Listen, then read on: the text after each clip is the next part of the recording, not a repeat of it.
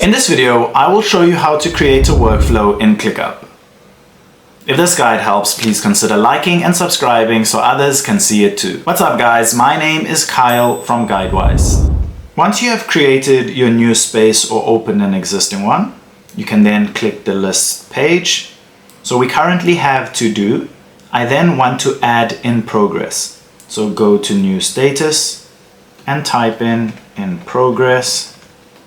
And another one that will say complete.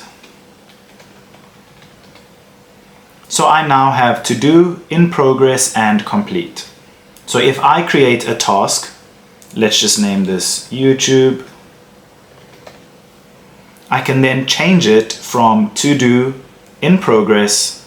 As you can see, it has moved from to do to in progress. And if I have completed it, I simply click it again and change it to complete. And then my task will move to complete. And that's how you create a workflow in ClickUp. If this video helped, don't forget to like and subscribe.